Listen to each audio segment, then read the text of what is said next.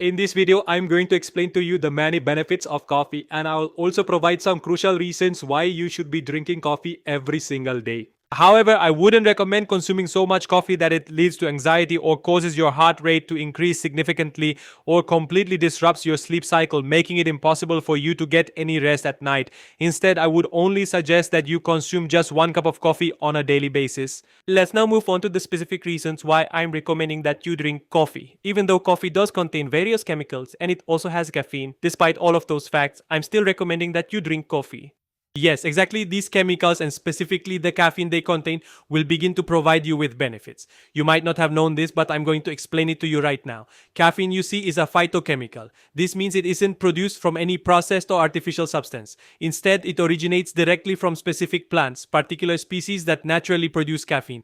And caffeine actually blocks the adenosine hormone in our bodies. Basically, the adenosine hormone, it is released when we are feeling extremely tired, when we are completely exhausted. It's in this particular condition that this hormone gets released. So that is precisely when we manage to stay more active. Furthermore, coffee provides you with a significant boost in mental acuity. What this essentially means is that you are then able to approach any given task and perform it with complete and undivided focus. When you work with full concentration, it enables you to learn things very effectively and also perform your tasks with great proficiency. In addition to that, it also significantly speeds up your body's metabolism. What I mean is it accelerates the chemical reactions occurring within your body, which ultimately brings you considerable benefits. And for those individuals whose blood sugar level happens to be quite high, you might actually be quite surprised to discover that simply drinking coffee can also help to lower your blood sugar level. However, at that specific time, you must not use sugar in your coffee. Instead, you are required to use butter in its place. This particular method proves to be very highly effective, and as a direct consequence, your blood sugar level then decreases. Some research has even proven that the problem of dementia, which mostly affects people in their old age, is a condition where an individual starts to forget things and struggles to perform their daily tasks properly. And furthermore, diseases like Alzheimer's and Parkinson's are also typically associated with old age. What happens in these conditions is that your coordination gets affected, your balance is impacted, and your muscles begin to weaken. When your muscles are feeling tight, this particular condition can also experience a significant improvement. This is especially true if you regularly consume coffee. Furthermore, for those individuals who are unfortunately afflicted with kidney stones, should they choose to regularly drink coffee, the probability of those stones being completely eliminated increases quite substantially. Some researchers have actually found anti-cancer properties in coffee itself. This means that for cancer patients, if they drink coffee, a reduction in their illness might be possible. Next, there's a medical condition known as postural hypotension.